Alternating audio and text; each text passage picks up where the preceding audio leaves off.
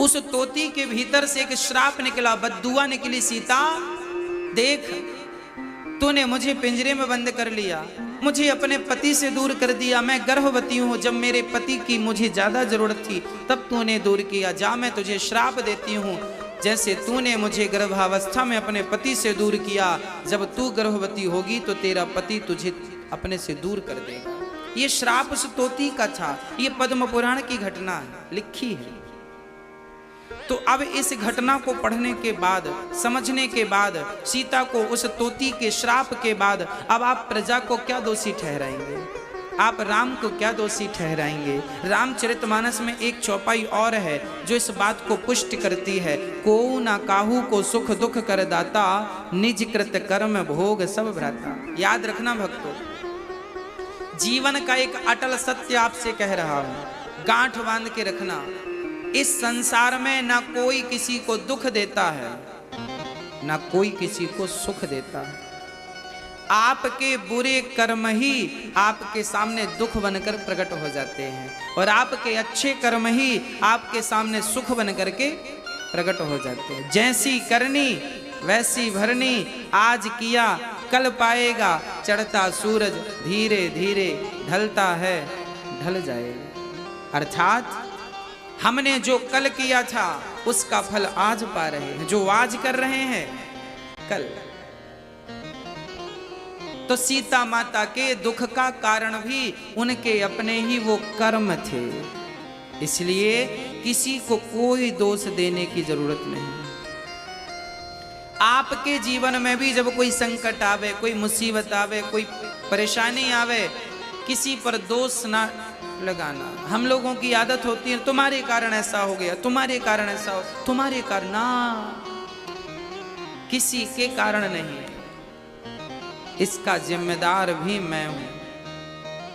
इसलिए कहो, हे प्रभु आपको कभी भूलूं नहीं, हे नाथ सदा आपका चिंतन करता रहूं। तो हम कितने कैरेट के हैं? राम तो 24 के थे। अब आप अपना हिसाब लगा लो। चलिए, अब आप कोई 2 कैरेट का ही रह गया, कोई 10 कैरेट का रह गया, कोई 15 का, शायद मुझे लगता है कोई 24 का हो, और हों तो फिर उन्हें मैं प्रणाम भी करता हूँ। यदि कोई 24 का है तो उन्हें प्रणाम, और नहीं है तो मेरी आपसे ये भी प्रार्थना है, अपनी शुद्धता बढ़ाओ। हाँ, जो आपके भीतर मिलावट हो गई है हटा दो। भाई भट्टी में डालने से सोना शुद्ध हो जाता है ना, कचरा अलग, फिर बच गया सोना।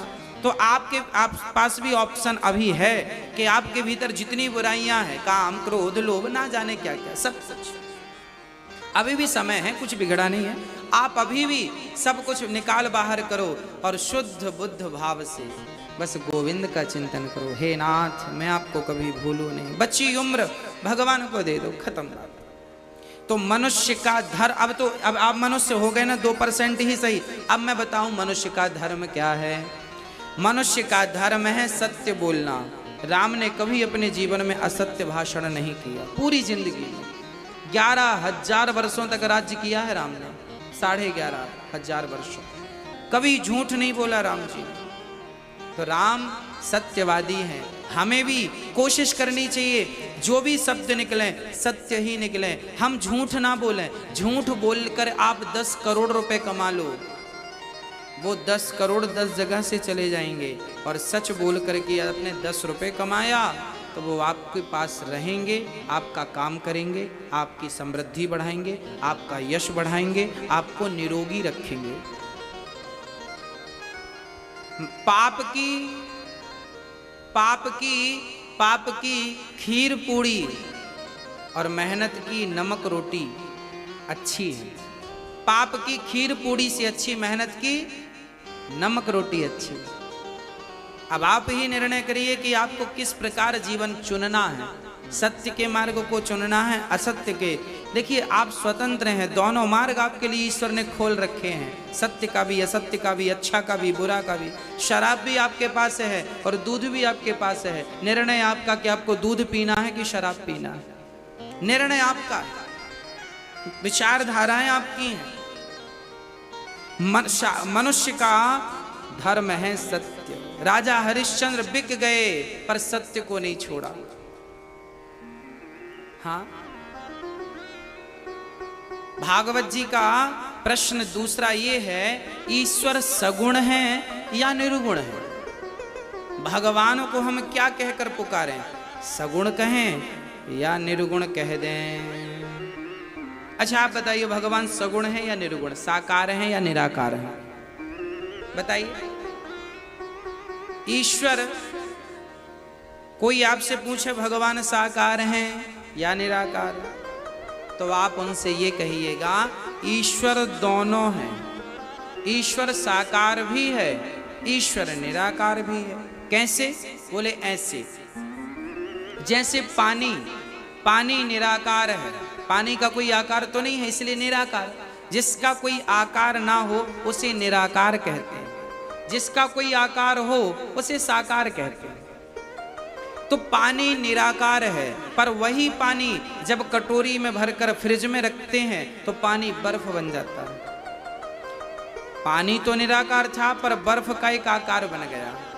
तो जो पानी अभी निराकार था वही थोड़ी देर बाद आकार ले चुका है, साकार हो चुका है। तो पानी निराकार तो है पर जरूरत पड़ने पर वो साकार भी हो जाता है। उसी प्रकार भगवान निराकार तो है पर भक्तों के प्रेम की फ्रिज में जब भगवान प्रतिष्ठित होता है तो वही भगवान भक्तों के लिए साकार बन करके, राम और कृष्ण बन करके प्रकट हो जाते हैं। वही निराकार।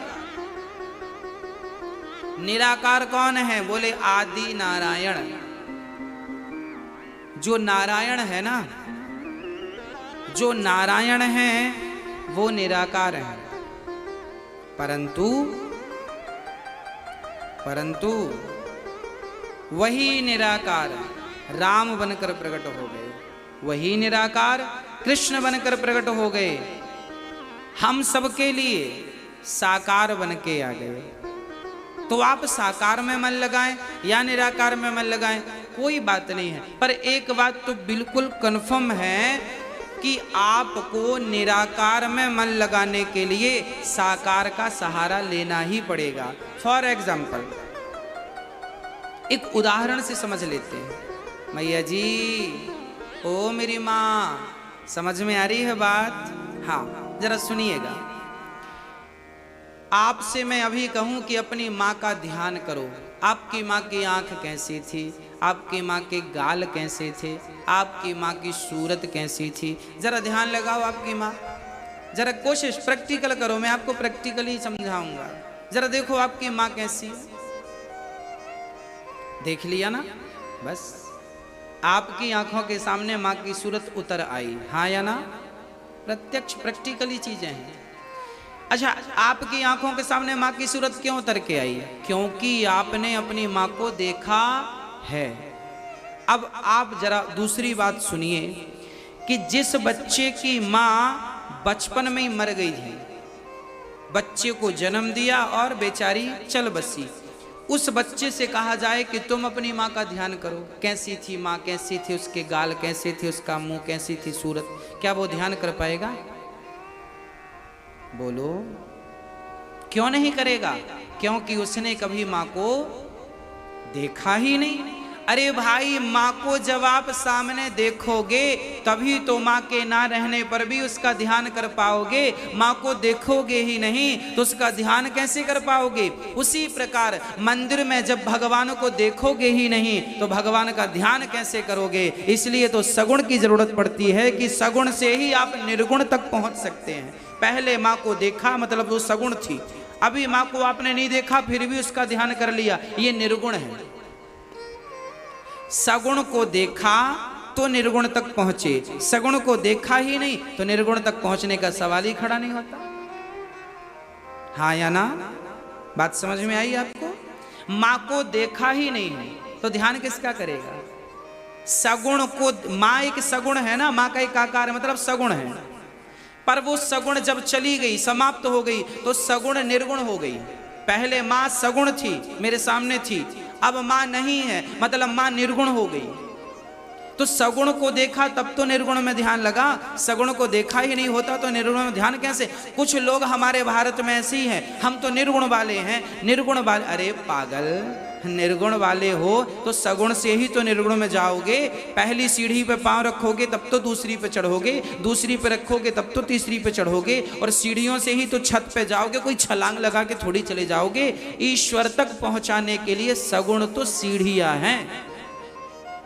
सगुण की सीढ़ी, सगुण सीढ़ी है और निर्गुण छत है, समझिएगा। सगुण सीढ़ी है, निर्गुण छत है। छत तक पहुंचने के लिए सीढ़ियों का सहारा आवश्यक है। उसी प्रकार निर्गुण परमात्मा तक पहुंचने के लिए, निराकार का चिंतन करने के लिए साकार का सहारा जरूरी है। साकार में मन लगेगा। हम बिहारी जी का दर्शन किए हैं तो आंख बंद करेंगे तो बिहारी जी की छवि सामने आ जाएगी। अब देखा ही नहीं तुमने बिहारी जी को तो आंख बंद करके बैठे रहो, किसका ध्यान आएगा?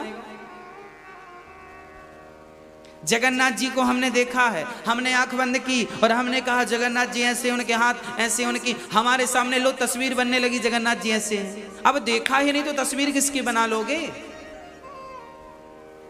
हमने द्वारिकाधीश जी को देखा है, ऐसे हैं, भगवान के हाथों में बंसी है और बड़ी ऐसे सांवले से हैं और ऐसा दरबार है, ऐसा सुंदर मुस्कान है उनकी, देखा है तो चित्त में आ रही है छवि, देखा ही नहीं तो कैसे आती? वही सगुण से ही तो निर्गुण है। कोई डायरेक्ट कहे मैं निर्गुण वाला हूं तो आपका ज्ञान अभी कच्चा है, थोड़ा पकाइए। सगुण, मैं निर्गुण का विरोध नहीं करता, राम जी खुद कहते हैं, मैं नहीं, चलो मेरी बात मत मानो। रामचरितमानस में सुंदर कांड में गोस्वामी जी लिख रहे हैं और राम अपनी वाणी से कह रहे हैं। राम जी कह रहे हैं, सगुण उपासक परहित निरत नीति दृढ़ तेनर प्राण समान मम जिनके द्विज पर प्रेम। सगुण उपासक, सगुण, राम जी कह रहे हैं मुझे सगुण उपासक पसंद है। सगुण उपासक पर हित निरत नीति दृढ़ नैम, कह रहे हैं राम जी। और फिर भी अब कोई ना समझे तो फिर कोई समझा भी तो नहीं सकता। भगवान के अवतार कितने हैं ये प्रश्न भागवत जी का है। सौनक जी प्रश्न कर रहे हैं सूत जी से, भगवान के अवतार कितने हैं। अब यहां से पावन सी कथा प्रारंभ होती है। भगवान के 24 अवतार हैं। भगवान के टोटल कितने अवतार हैं? 24। कौन कौन से? पहला अवतार है सनकादि, सनक, सनंदन, सनातन, सनत कुमार, इन चारों को एक ही कहा जाता है। दूसरा अवतार भगवान ने 12 बन करके हिरण्याक्ष कुमार के पृथ्वी की स्थापना करने के लिए 12 अवतार धारण किया। विष्णु वाराह भगवान की नगरी से ही ये दास है। हाँ, पूरे भारत में 12 भगवान का एक ही मंदिर है जहां हमारी दास की जन्मभूमि है। रेमझा गांव से 9 किलोमीटर दूर मझौली है, वहाँ विष्णु वाराह भगवान का एक प्रसिद्ध मंदिर है। विष्णु वाराह भगवान का कहा जाता है कि एक किसान बैल चरा रहा था। हाँ, वो किसान पेशे से मछुआरा था। उसने जाल डाला तो मछली तो फंसी नहीं, उस नदी से पत्थर फंस के आ गया। उसने फिर फेंक दिया नदी में, नदी पत्थर आया तो फेंक दिया। फिर जाल डाला, फिर पत्थर वही आया, फिर फेंक दिया। फिर जाल डाला, फिर पत्थर आया। उसको लगा ये बार बार आ रहा तो रख ही लो, पत्थर को जेब में रख लिया। घर ले आया, घर में एक जगह पर रख दिया। अब वो पत्थर ना 12 बन करके सबकी फसल बर्बाद करता। लोग शिकायत करते कि इसके घर से निकलता है। लोग पीछा करने लगे ये कहां से आया, तो वो जाता और उसके घर में जाके समाप्त। लोग कहते तेरे घर से तूने कब से 12 पालना शुरू कर दिया? बोला मेरे घर तो कुछ नहीं है। नहीं है। तब फिर उसे सपना आया कि जो तुझे पत्थर मिला था उसके लिए तू एक मंदिर बना। तो मझौली में उसने एक मंदिर पावन तट पर। तो ये 12 भगवान वही हैं जिन्होंने दूसरा अवतार, ये दूसरा भगवान के दूसरे अवतार हैं। हिरण्याक्ष को मारने के लिए आपने जन्म लिया। कहां से? ब्रह्मा जी की नासिका से। तीसरा अवतार नारद जी का। चौथा अवतार नर नारायण का। पांचवा अवतार कपिल देव जी जो अपनी मां को सांख्य शास्त्र का उपदेश दिए। सारी चर्चा में आपको आगे करूंगा। छठवें अवतार में दत्तात्रेय जी, सातवें में यज्ञ भगवान, आठवें में ऋषभदेव जी, नौवें में पृथु भगवान, 10वें में मत्स्य। एक बार भगवान मछली भी बने, मत्स्य। 11वां अवतार कछुआ, कच्छप। 12वां अवतार भगवान का हुआ धनवंतरी। 13वां अवतार मोहिनी। 14वां अवतार नरसिंह भगवान किस लिए आए? प्रहलाद के लिए। 15वां अवतार भगवान का बावन भगवान क्यों आए? राजा बलि के लिए। 16वां अवतार परशुराम जी क्यों आए? क्योंकि उस टाइम के लोग आतताई हो गए, तो सहस्त्रार्जुन को मारने के लिए श्री परशुराम जी ने अवतार लिया था। 17वां अवतार व्यास जी, जिन्होंने 17-18 पुराण और वेदों का विस्तार और महाभारत जैसा दिव्य ग्रंथ लिखा। ऐसे व्यास जी 17वें अवतार। 18वां अवतार त्रेता में राम जी का, भगवान श्री राम जी का।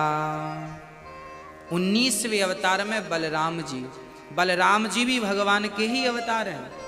20वां अवतार हुआ है श्री कृष्ण भगवान 20वें अवतार हैं। 21वें अवतार हैं बुद्धावतार, जो कलयुग में हुए हैं। बुद्धावतार, बुद्ध भगवान। 22वें अवतार में भगवान हरि अवतार, जिन्होंने हाथी को बचाने के लिए हरि अवतार धारण किया। हाथी का पांव मगर ने पकड़ा था एक बार, आगे मैं कथा सुनाऊंगा। हाँ, उनके लिए भगवान ने अवतार।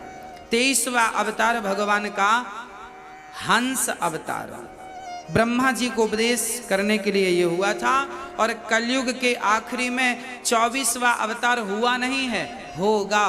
कल की अवतार संबल ग्राम में विष्णु यश नाम के पंडित जी के घर में कल की अवतार होगा। हुआ नहीं, होगा। भागवत जी में जो लिखा है वो पिछला भी लिखा है और आगे जो होना है वो भी लिखा है। बुद्धा अवतार होगा, भागवत जी में ये लिखा है। अर्थात भागवत जी तब लिख गई थी जब बुद्ध भगवान का अवतार नहीं हुआ था। भागवत जी के इस प्रसंग में ये बात लिखी है कि बुद्ध अवतार कलयुग में होगा, भविष्य। मतलब भागवत तब लिख गई है जब अवतार नहीं हो, और उसके बाद जो टाइमिंग इसमें लिखी थी कि इस टाइम पे होगा, इस समय पे होगा, वही समय पे बुद्ध भगवान का अवतार होगा। और कल के अवतार के बारे में भी अपडेट है, वो भी होगा। मतलब हमारे शास्त्र जो है ना, ये भविष्य को भी पुष्ट करते हैं, अर्थात भविष्य की बात इन्हें पता है। कल क्या होना, रामचरितमानस में सारी बातें लिखी हैं। कल क्या जो आज हो रहा सब तो लिखा है। कैसे लोग होंगे, आज की कैसी विस्तार धाराएं होंगी, सब तो लिखा। एक बार व्यास जी ने 17 पुराण लिखने के बावजूद भी बड़े परेशान थे, बड़े उदास। तब नारद जी आए कीर्तन करते हुए। क्या हुआ, अब परेशान क्यों है, उदास क्यों है? तब कहा मैं इसलिए परेशान हूं। व्यास जी ने कहा मैंने 17 पुराण लिख दिए पर मन को शांति नहीं मिली। तब नारद जी ने कहा आपने भागवत नहीं लिखी, जब तक भागवत की रचना नहीं करेंगे शांति नहीं मिलेगी। नारद जी ने अपनी पूरी आप बीती सुना दी। मैं पिछले जन्म दासी पुत्र था, परंतु मैं ब्रह्मा पुत्र बना तपस्या के प्रभाव से। एक बार मेरे गांव में कुछ संत आए, मैंने उनकी खूब सेवा की। संतों ने मुझे नारायण का मंत्र दिया, मैंने खूब जाप किया। मेरी माँ ने संतों के संग जाने से रोक दिया, पर मेरी माँ को एक दिन सांप ने डस लिया तो मेरी माँ मर गई। और मैं सीधा माँ का संस्कार करके जंगल गया और वहाँ केवल नारायण नारायण श्रीमन नारायण का जाप किया। जाप करते करते करते करते मेरी जवानी बीत गई, बुढ़ापा बीत गया। जब मृत्यु हुई तो आकाशवाणी हुई, पुत्र इस जन्म में तुझे मेरा दर्शन नहीं, अगले जन्म में होगा। तब नारद जी कहते हैं मैं तब इंसान था, दासी का बेटा, इस जन्म में ब्रह्मा का बेटा बन के हूँ, केवल भजन के प्रभाव से। याद रखना, भजन का प्रभाव कभी नष्ट नहीं होता। आज ना सही उसका फल मिलेगा जरूर। एक बार तपना होता है, तपाना होता है, उसके बाद जो सुख मिलता है ना, अपार होता है। सुदामा गरीब थे, पर जब भगवान की शरण में गए तो जीवन भर दुख उठाया, अंत में भगवान ने 2 लोकों का मालिक बनाया। केवल मालिक नहीं, सुदामा को जवान भी किया भगवान ने। सुदामा बुढ़े गए थे, और पता है आपको, सुशीला और सुदामा दोनों जवान हो गए थे, और जवानी में फिर उन्होंने अपना राज्य भोगा और सारा सुख भोग कर फिर भगवान के धाम को गए। अर्थात भगवान की भक्ति कोई करेगा तो संसार के सुख से भी वो वंचित नहीं रहेगा। कोई भी सुख हो, अर्थ धर्म काम मोक्ष, कोई भी सुख, यदि संसार के भोगों की किसी को कामना है तो भगवान वो भी उसे देते हैं, जा भोग ले। धन की कामना है, ले धन ले ले, सब कुछ देते हैं भगवान। भाई बेटा पिता की सेवा तो करे, पिता तो सब देंगे उसे, जितनी प्रॉपर्टी सब ले ले, और सेवा नहीं करे और धन मांगे तो पिता भी सोचता है कि इसे देने से कोई फायदा नहीं, बर्बाद कर देगा, इसका दूसरा उपयोग करने का सोचने लगता। पिता है परमात्मा, त्वमेव माता च पिता त्वमेव। जब हम सही मार्ग पर चलते हैं, ईश्वर की प्राप्ति के लिए तड़पते हैं, तो भगवान फिर सब कुछ देते हैं। उनके लिए कोई चीज दुर्लभ नहीं है, वो सब देते हैं, जो चाहिए सब कुछ मिलेगा। नारद जी कहते हैं, मैं उसका साक्ष्य हूं, मैं उसका गवाह हूं। इसलिए सदा भगवान से धन दौलत की चाहत ना रख करके केवल भगवान के चरणों की और भगवान की भक्ति की चाहत रखना चाहिए। भगवान को जीवन दे दो और कह दो कि हे प्रभु, ये जीवन तेरे हवाले है। हाँ, ये जीवन है तेरे हवाले, मुरलिया वाले। जीवन है तेरे हवाले, मुरलिया वाले। हमारा जीवन नहीं है, हे प्रभु, हमने तो अपना जीवन आपके हवाले कर दिया। अब आप समझो, आप जानो। दोनों हाथ उठा के भाव से जरा गोविंद की शरणागति ग्रहण करें और कहें, प्रभु ये जिंदगी आपकी है।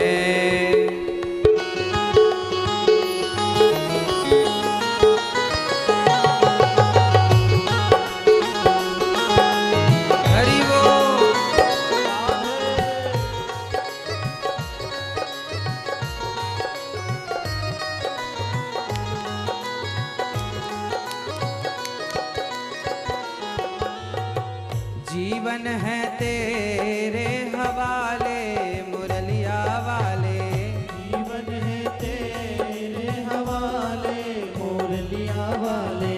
जीवन है तेरे हवाले, मुरलिया वाले। जीवन है तेरे हवाले, मुरलिया वाले। बाके मुरलिया वाले मेरे सवरिया प्यारे। बाके मुरलिया वाले मेरे सवरिया प्यारे। मेरे मुरलिया वाले मेरे सवरिया प्यारे। मेरे मुरलिया वाले मेरे सवरिया प्यारे। जीवन है, जीवन है, जीवन है तेरे हवाले, मुरलिया वाले। जीवन है तेरे हवाले, मुरलिया वाले। हरि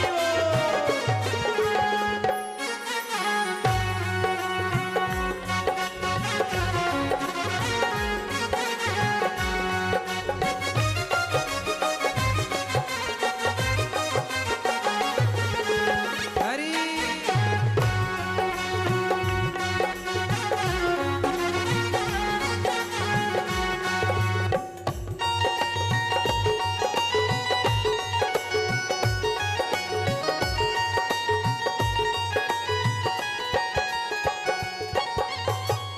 हम कठपुतली तेरे हाथ की।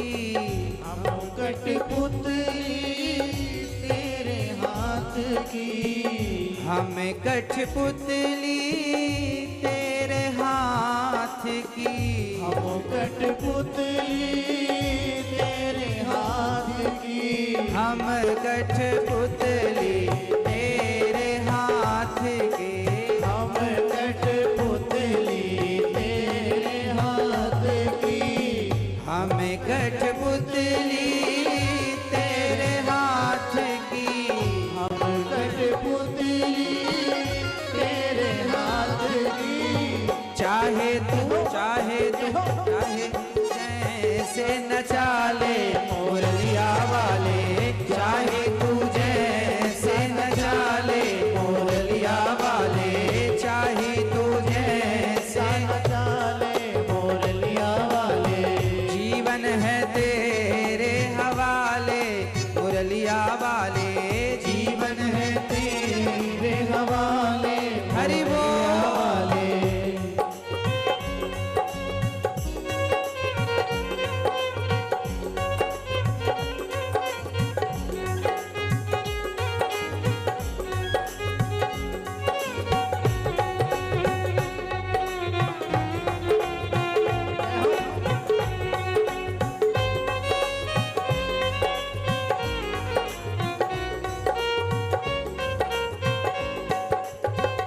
हम हैं बंसी तेरे अधर की।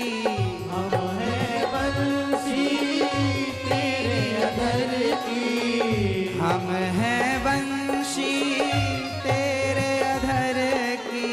हम हैं बंसी तेरे अधर की। हम हैं बंसी तेरे अधर की। हम हैं बंसी तेरे अधर की। हम हैं बंशी तेरे अधर की। हम हैं बंसी तेरे अधर की। चाहे तू